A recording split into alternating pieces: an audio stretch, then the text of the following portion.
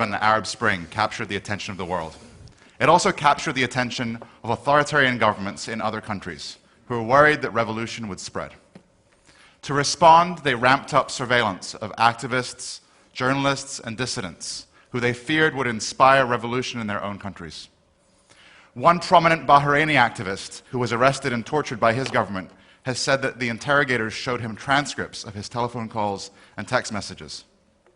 Of course, it's no secret that governments are able to intercept telephone calls and text messages. It's for that reason that many activists specifically avoid using the telephone.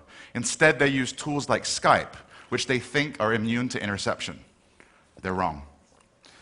There have now been, over the last few years, an industry of companies who provide surveillance technology to governments, specifically technology that allows those governments to hack into the computers of surveillance targets. Rather than intercepting the communications as they go over the wire, instead they now hack into your computer, enable your webcam, enable your microphone, and steal documents from your computer. When the government of Egypt fell in 2011, activists raided the office of the secret police, and among the many documents they found was this document by the Gamma Corporation, by Gamma International. Gamma is a German company that manufactures surveillance software and sells it only to governments. It's important to note that most governments don't really have the in-house capabilities to develop this software. Smaller ones don't have the resources or the expertise, and so there's this market of Western companies who are happy to supply them with the tools and techniques for a price. Gamma is just one of these companies. I should note also that Gamma never actually sold their software to the Egyptian government. They'd sent them an invoice for a sale, but the Egyptians never bought it. Instead, apparently, the Egyptian government used a free demo version of Gamma's software. So this screenshot is from a sales video that Gamma produced. Really, they're just emphasizing in a relatively slick presentation the fact that the police can sort of sit in an air-conditioned office and remotely monitor someone without them having any idea that's going on. You know, your webcam light won't turn on. There's nothing to indicate that the microphone is enabled. This is the managing director of Gamma International. His name is Martin Munch. There are many photos of Mr. Munch that exist. This is perhaps my favorite. I'm just going to zoom in a little bit onto his webcam. You can see there's a little sticker that's placed over his camera. He knows what kind of surveillance is possible, and so clearly he doesn't want it to be used against him. Munch has said that he intends for his software to be used to capture terrorists and locate pedophiles. Of course, he's also acknowledged that once the software has been sold to governments, he has no way of knowing how it can be used. Gamma's software has been located on servers in countries around the world, many with really atrocious track records in human rights violations. They really are selling their software around the world. Gamma is not the only company in the business. As I said, it's a $5 billion industry. One of the other big guys in the industry is an Italian company called Hacking Team. Now, Hacking Team has what is probably the slickest presentation. The video they've produced is very sexy, and so I'm going to play you a clip just so you can get a feel both for the capabilities of the software, but also how it's marketed to their government clients. You want to look through your target's eyes. You have to hack your target.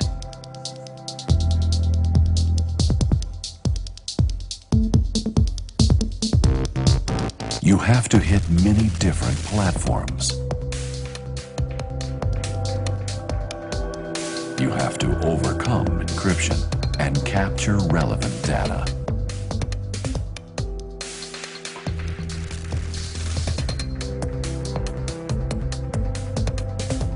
Being stealth and untraceable. Deployed all over your country.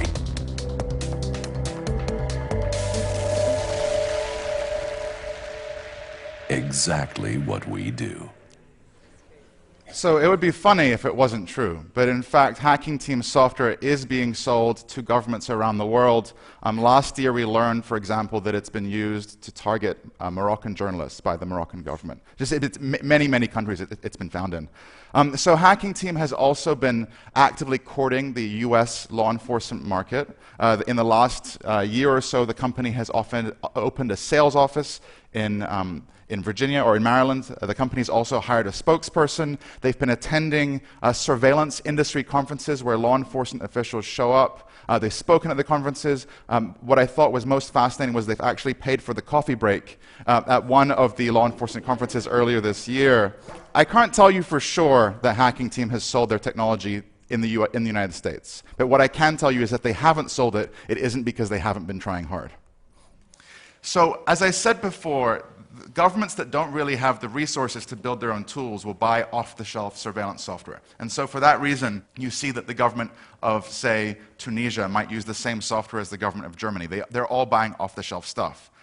The Federal Bureau of Investigation in the United States does have the budget to build their own surveillance technology. And so for several years, I've been trying to figure out if and how the FBI is hacking into the computers of surveillance targets. My friends at an organization called the Electronic Frontier Foundation, they're a civil society group, obtained hundreds of documents from the FBI detailing their next generation of surveillance technologies. Most of these documents were heavily redacted, but what you can see from this slide, if I zoom in, is this term remote operations unit. Now, when I first looked into this, I'd never heard of this unit before. I've been studying surveillance for more than 6 years. I'd never heard of it.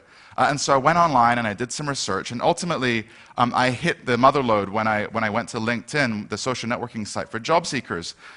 There were lots of former US government contractors who had at one point worked for the remote operating unit and were describing in surprising detail on their CVs what they had done in their former job. So I took this information and I gave it to a journalist that I know and trust at the Wall Street Journal, and she was able to contact several other former law enforcement officials who spoke on background and confirmed that yes, in fact, the FBI has a dedicated team that does nothing but hack into the computers of surveillance targets. Like Gamma and Hacking Team, the FBI also has the capability to remotely activate webcams, microphones, steal documents, get web browsing information, the works. There's sort of a big problem with governments going into hacking, and that's that terrorists, pedophiles, drug dealers, journalists and human rights activists all use the same kinds of computers. There's no drug dealer phone, and there's no journalist laptop. We all use the same technology. And what that means then is that for governments to have the capability to hack into the computers of the real bad guys, they also have to have the capability to hack into our devices too. So governments around the world have been embracing this technology, they've been embracing hacking as a law enforcement technique, but without any real debate. In the United States, where I live, there have been no congressional hearings. There's no law that's been passed specifically authorizing this technique. And because of its power and potential for abuse, it's vital that we have an informed public debate. Thank you very much.